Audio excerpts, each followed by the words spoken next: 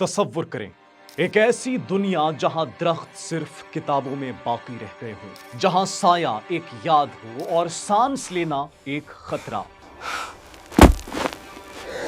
जहां पानी जिंदगी नहीं बल्कि एक ख्वाब बन चुका हो और इंसान एक बूंद के लिए तरस रहा हो।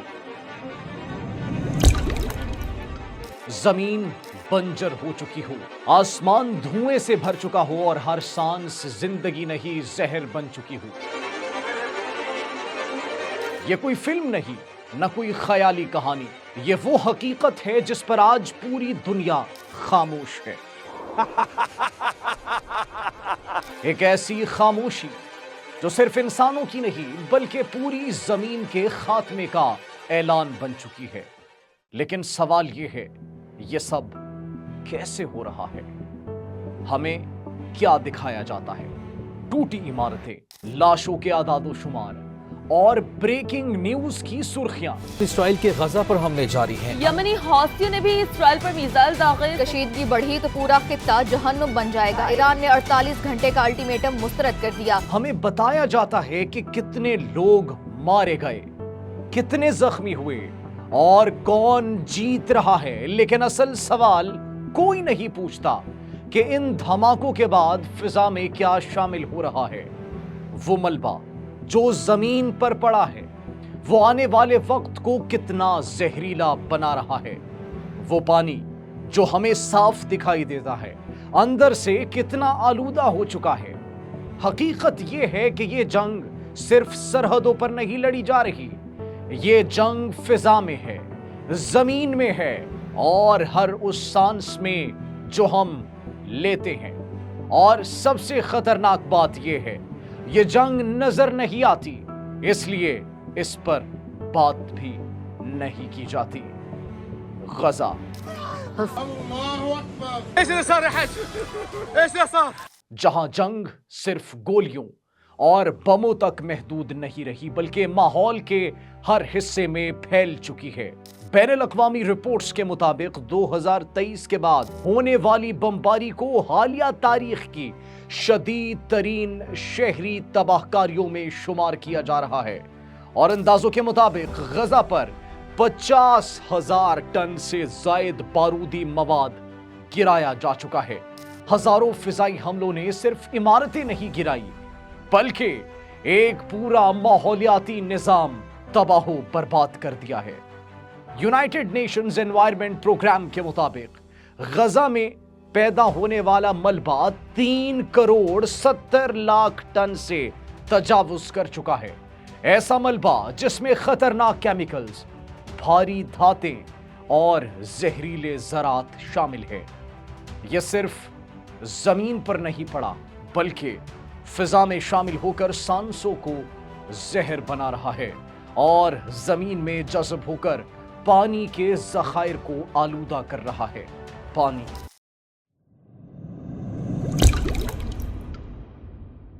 जो जिंदगी की बुनियाद है, आज गजा में सबसे बड़ा बहरान बन चुका है।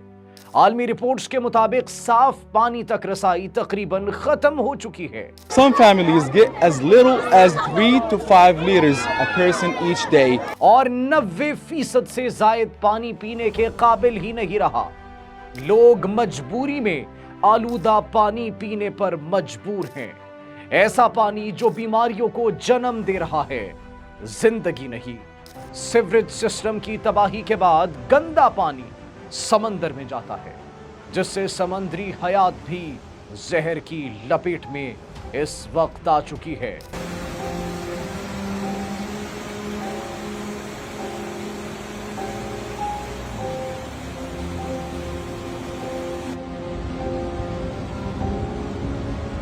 फिजा भी महफूज नहीं रही। बम धमाकों, जलते मलबे और ईंधन की कमी ने हवा को जहरीला बना दिया है। यह ज़रात इंसानी जिस्म में दाखिल होकर सिर्फ फौरी नहीं बल्कि तवील मुद्दती बीमारियों का सबब बनते हैं, जैसे asthma, chronic bronchitis, lung fibrosis और फेफड़ों का कैंसर। और जमीन जो कभी जिंदगी देती थी आज खुद जिंदगी के लिए खतरा बन चुकी है। زرعی زمینیں تباہ، درخت ختم، خوراک کا نظام کمزور۔ یہ صرف آج کا بحران نہیں، یہ آنے والے کل کا بھی خطرہ ہے۔ اور یہ تباہی صرف غزہ تک محدود نہیں رہی۔ مشرق وسطیٰ میں بڑھتی کشیدگی نے اس جنگ کو ایک اور خطرناک رخ دے دیا ہے۔ جدید جنگوں میں اب ہدف صرف فوجی تنصیبات نہیں بلکہ توانائی کا مراکز بھی بن چکے ہیں۔ آئل ریفائنریز، پاور پلانٹس اور گیس فیلڈز۔ جب ان پر حملہ ہوتا ہے تو صرف دھماکہ نہیں ہوتا بلکہ فضا میں زہریلا دھواں بھی پھیلتا ہے جس میں کاربن، سلفر اور دیگر خطرناک ذرات شامل ہوتے ہیں۔ حالیہ رپورٹس کے مطابق ایران کے کچھ علاقے خصوصاً تہران میں ایسڈ رین، تیزابی بارش کے واقعات بھی سامنے آئے جو اس فضائی آلودگی کا نتیجہ ہیں۔ یہ آلودگی صرف ایک شہر یا ملک تک محدود نہیں رہتی بلکہ سرحدوں کو عبور کر کے پورے خطے کو متاثر کرتی ہے۔ تیل بردار جہازوں پر حملے ایک اور خاموش تباہی کو جنم دیتے ہیں۔ تیل کا رساؤ سمندری حیات کے لیے موت کا پیغام ہوتا ہے۔ مچھلیاں، پرندے اور دیگر جاندار براہ راست اس زہر کا شکار ہوتے ہیں۔ پاور پلانٹس کی تباہی صرف بجلی کا خاتمہ نہیں بلکہ اس کے بعد استعمال ہونے والے متبادل ایندھن جیسے کہ ڈیزل فضا کو مزید آلودہ کرتے ہیں۔ اقوام متحدہ کے ماہرین خبردار کرتے ہیں کہ یہ اثرات وقتی نہیں بلکہ دہائیوں تک باقی رہ سکتے ہیں۔ ماہرین کے مطابق جدید جنگیں صرف فوری تباہی نہیں لاتی بلکہ ایک طویل المدتی ماحولیاتی بحران کو جنم دیتی ہیں۔ رپورٹس کے مطابق حالیہ تنازعات کے دوران صرف چند ہفتوں میں پیدا ہونے والی کاربن گیسوں کی مقدار ایک پورے ملک کے سالانہ اخراج کے برابر پہنچ چکی ہے۔ یعنی چند ہفتوں کی جنگ برسوں کی ماحولیاتی تباہی کے برابر۔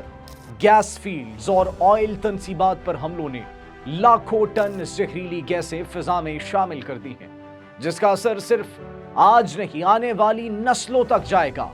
یہ صرف ماحول کا مسئلہ نہیں، یہ انسانوں کا مسئلہ ہے۔